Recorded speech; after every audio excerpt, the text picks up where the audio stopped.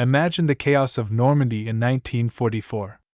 The air thick with smoke, the ground trembling beneath the thunder of artillery. Amid the cacophony, a group of American tankers huddle around their M4 Sherman, their so-called death trap. Its thin armor bears the scars of battles past, streaked with mud and soot. They know what waits across the hedgerows: German Panthers, with their menacing silhouettes, deadly long-barreled guns, and armor thick enough to shrug off nearly anything the Sherman could throw at it. By every technical measure, the German Panther was superior.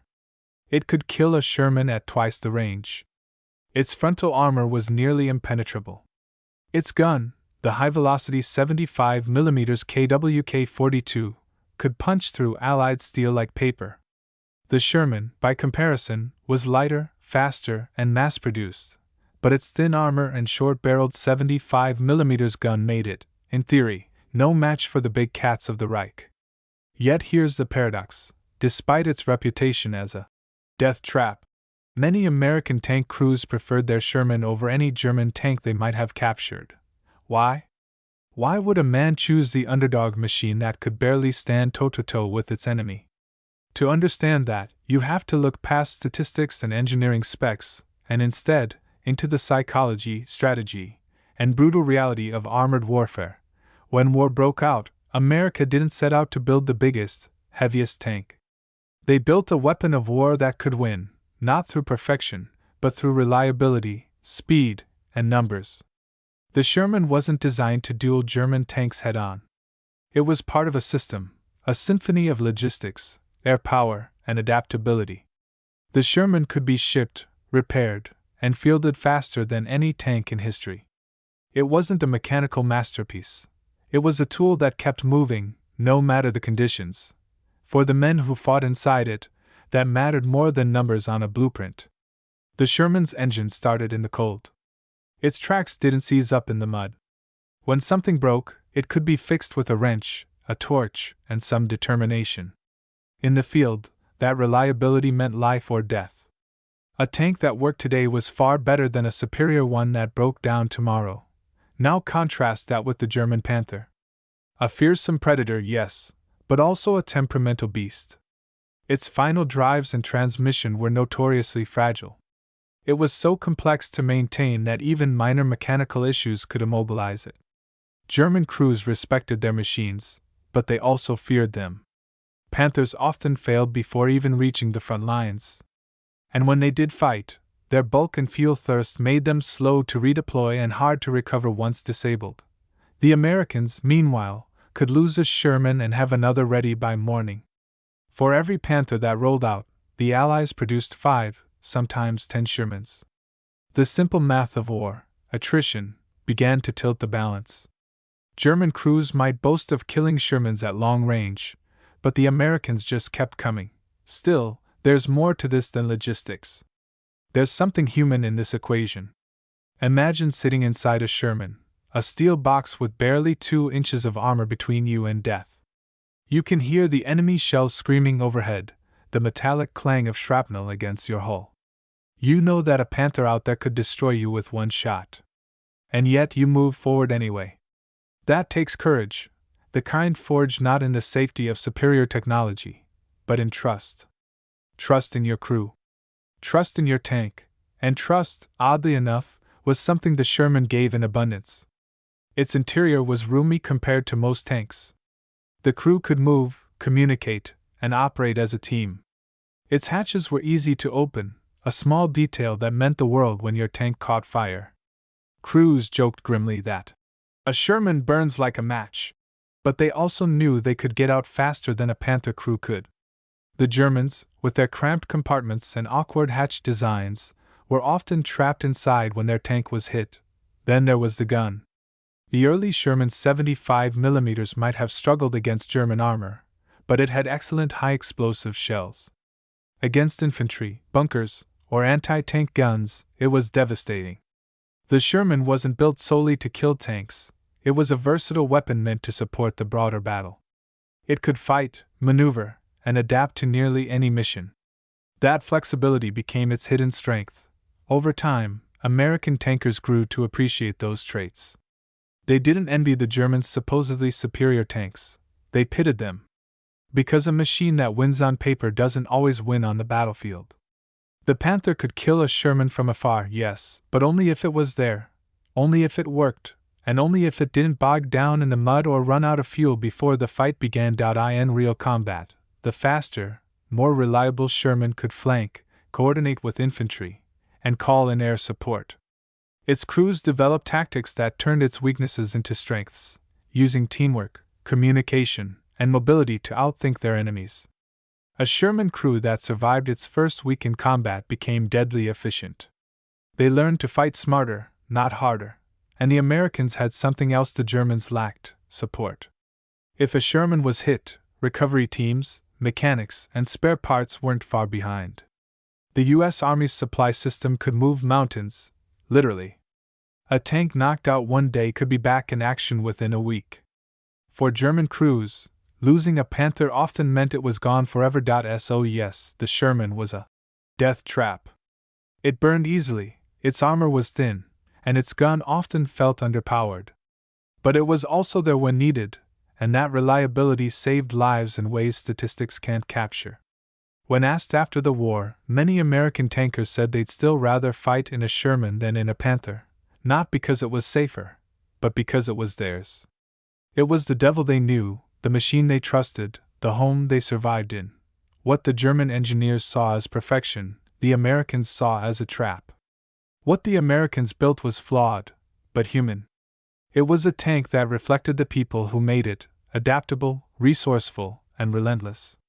And in war, those qualities often decide who walks away and who doesn't. By the time Allied forces reached Germany, the Sherman's reputation had evolved. It was no longer just a Ronson or Tommy Cooker the Germans mocked. It was the backbone of an unstoppable army, a machine that didn't win through fear or firepower, but through persistence and trust. And that, perhaps, is the greatest irony of all. The tank that was never meant to be the best became the one that won the war. The battle for Europe wasn't won by the biggest gun or the thickest armor, it was won by the machine that kept moving. As the Allies pushed across France, the Sherman became the symbol of unstoppable momentum. Its engines roared down the narrow lanes of the Bocage country, over bombed-out bridges, through the wreckage of towns. Where Panthers and Tigers stalled, the Sherman kept rolling. But this wasn't about blind faith. American tankers knew their weaknesses intimately. They joked grimly that the Sherman lit up like a cigarette lighter when hit, and many scrawled prayers or names of loved ones inside the turret. Yet beneath that dark humor lay an unshakable bond, not just between man and machine, but between brothers who trusted each other more than any armor plate could provide. When a Panther's shell slammed into a Sherman, the outcome was often brutal. The heat, the smoke, the split-second decisions, life and death measured in the time it took to reach a hatch. But despite that, crews climbed back into new Shermans again and again. Why? Because they believed in the fight. And because the Sherman gave them a fighting chance, something that mattered far more than perfection. Let's step inside that steel coffin for a moment. Inside, the air was thick with oil and sweat. The roar of the Continental engine echoed through the hull. The gunner peered through his sight, heart pounding. The commander's voice crackled over the intercom. "Panther, 11 o'clock!" Every man inside knew what that meant. The enemy had the first shot. The Sherman would lurch forward, smoke grenades deployed, the driver weaving through trees or hedgerows, trying to flank the slower German tank. In those moments, survival depended not on armor, but on instinct, on teamwork, communication, and speed. If the Sherman got around the Panther's flank or rear, its 76mm gun could penetrate and destroy it. And that's where the Sherman shone, in motion, in coordination, in the hands of crews who refused to die quietly. German tankers, for all their technological advantage, were often trapped by their own machines. The Panther's gun was unmatched, but its turret rotation was slower, its visibility poorer. Its complex suspension and heavy weight made it sluggish in tight terrain. The Sherman, lighter and more responsive, could dance around it. American crews learned to use smoke, cover, and mobility like weapons of their own. It wasn't just tactics, it was philosophy. The Sherman represented a distinctly American approach to warfare, practicality over perfection. The U.S. military didn't seek to create an invincible weapon, it sought to create a winning system. Air support, artillery, logistics, every piece was part of a greater machine. The Sherman didn't have to be the best tank. It just had to work within that machine. Meanwhile, the Germans, driven by a culture of engineering obsession, poured resources into crafting mechanical masterpieces like the Panther and Tiger, tanks that terrified enemies but bled their own army dry. They were complex, expensive, and hard to replace. In the end, they became victims of their own brilliance. For every Panther that rolled off the assembly line, America produced dozens of Shermans. That imbalance wasn't just a matter of numbers, it was a matter of endurance. The Allies could lose battles and still keep fighting. The Germans couldn't. Every lost Panther was a wound that rarely healed. Every lost Sherman was a temporary setback. But the preference for the Sherman wasn't only about logistics. It was about control. Tankers trusted that their Sherman would start when they turned the key. They trusted that if it broke, someone could fix it. They trusted that fuel and ammunition would arrive when they needed it. That kind of confidence changed everything in combat. When you didn't have to fear your machine betraying you, you could focus on fighting the enemy. And for the soldiers who rode alongside these tanks, the infantry who depended on them, the Sherman was a familiar sight, a comforting sound. Its arrival meant firepower, protection, and progress. The German Panther, by contrast, often loomed like a ghost, heard before it was seen, then gone as quickly as it appeared, either broken down or out of fuel. There's a story told by veterans of the 3rd Armored Division. They came across a disabled Panther abandoned by its crew.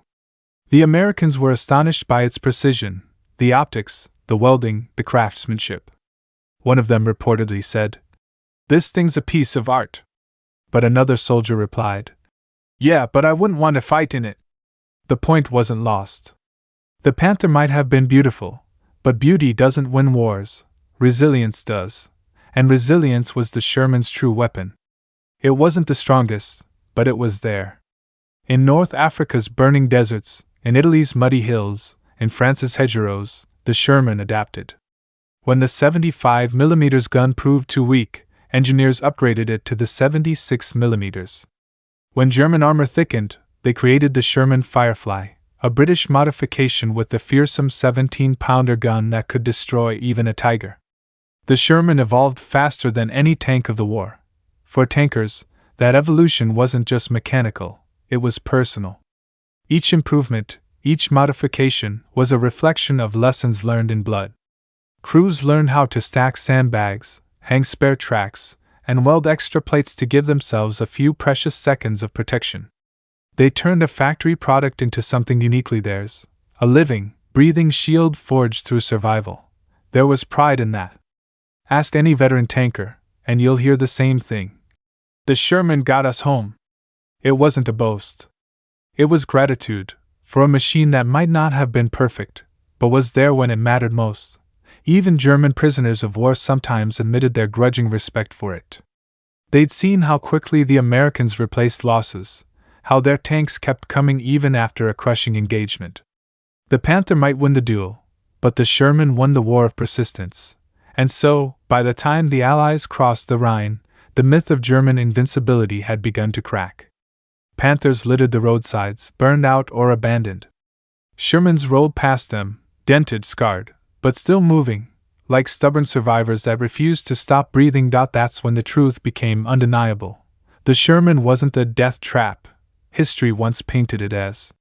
It was a survivor's tank, a weapon born not from perfection, but from purpose. The American tanker didn't love the Sherman because it was the best. He loved it because it was his. Because when everything around him fell apart, when the smoke closed in, when the earth shook, when the radio went dead, that old, noisy, rattling machine still moved forward, and in war, that's all you can ask for. By the spring of 1945, the Sherman had become more than just a tank.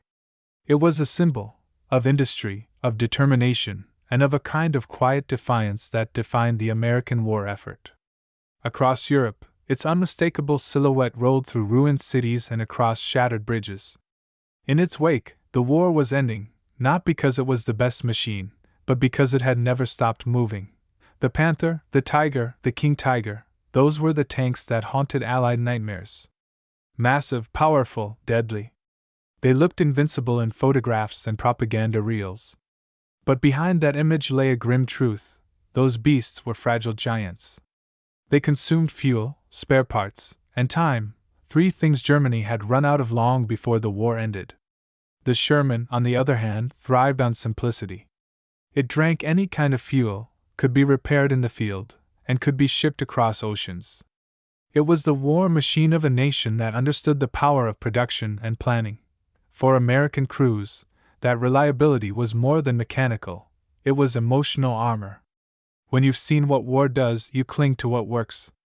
Tankers wrote names on their Shermans, painted them with pin-up girls or phrases like, "Lucky Lady," or "Hell on Wheels." They treated them like members of the crew. Each scratch, each dent, each welded plate told a story. Some even said the tanks had personalities, stubborn ones that refused to die. That bond between man and machine became the core of their survival. The Sherman's design made that bond possible. Its controls were responsive, its vision ports gave good visibility, and its turret traversed quickly, giving crews precious seconds to react. In a Panther, those seconds were often lost to sluggish systems or cramped spaces. It wasn't that the Sherman was safer, it was that it gave its crew a chance. Chance was everything. War is chaos, and chaos rewards adaptability. The Panther was designed for perfect conditions: long-range duels, open ground, clear weather. The Sherman was designed for reality. Mud, rain, broken bridges, unexpected ambushes, it could handle all of it. A Panther might dominate a single engagement, but the Sherman dominated the campaign. And when it came to strategy, the Americans knew exactly how to use that advantage. They didn't fight fair. They didn't line up Shermans against Panthers one-on-one. Instead, they used combined arms, artillery, infantry, air strikes. If a Panther was spotted, a Sherman might mark its position, call in thunderbolts or typhoons, and moments later the sky would erupt. That was the American way of war, not duels, but teamwork. The tank crews understood this balance. They weren't fighting alone. They were part of something bigger, a war machine so vast and efficient that even the best engineered enemy couldn't stand against it for long. But make no mistake, the cost was still high. Thousands of Shermans were lost. Thousands of brave men never made it out of those steel coffins. The nickname, Bronson, taken from a lighter that lights every time, wasn't just a joke. It was a grim acknowledgement of the price they paid. Yet even in that, there was resilience. Every time one Sherman burned, another took its place. Every time a crew was lost, another climbed in, knowing exactly what awaited them. That courage, quiet, unshakable, relentless, is what truly made the Sherman great. After the war, historians and armchair generals would debate endlessly about which tank was better. On paper, the Panther always wins. In the field, the story changes. Because war isn't fought on paper, it's fought by men, in mud, under fire, against time and terror. And in that world, the Sherman's flaws became its greatest strengths. Consider this: the Sherman wasn't just an American tank. It fought under British, Canadian, Polish, Free French, and even Soviet flags. Across continents and battlefronts, it proved its worth in every climate, every condition. Its simplicity allowed nations to adapt it for their own needs: flamethrowers, bridge layers, recovery vehicles, artillery platforms. It wasn't just a tank, it was a foundation. A platform for victory. The Germans, meanwhile, built machines for heroes, vehicles meant to turn men into legends. But the Americans built machines for soldiers, practical, human, imperfect, but dependable. In that difference lay the soul of the war. There's a scene often recalled by veterans of the 4th Armored Division. Near the end of the war, they passed a field littered with the wrecks of German tanks, Panthers, Tigers, all burned out hulks. Among them rolled a line of Shermans, battered and muddy, engines roaring, guns elevated, flags fluttering. One tanker looked out at the destruction and muttered, "They were better, but we were there." That single line captures everything. The Sherman didn't need to be superior, it needed to endure. It wasn't perfection that won the war, it was persistence. After the guns fell silent, many veterans returned home and built lives with the same spirit that had driven their tanks. They worked hard, adapted, and kept moving forward. The Sherman was a reflection of that, a machine born from a nation that valued progress over pride. Today, when you see a Sherman standing in a museum or a memorial park, its paint faded and its turret frozen in time, it's easy to overlook what it represents. But that old machine carries the memory of thousands, men who faced impossible odds and chose to fight anyway. Men who looked at superior enemies and refused to back down. In the end, the question of why American tankers preferred their so-called death trap over the German Panther isn't about armor thickness or muzzle velocity. It's about trust. It's about the bond between man and machine. It's about knowing that when the order came to move forward, your tank would start, your gun would fire, and your crew would be there with you, no matter what. The Sherman was not the strongest, not the fastest, not the most powerful. But it was enough. And in the brutal arithmetic of war, enough wins. As the credits of history rolled, it was the Sherman, not the Panther, that crossed the final bridges into victory. It was the Sherman that liberated towns, crushed resistance, and stood in Berlin when the shooting stopped.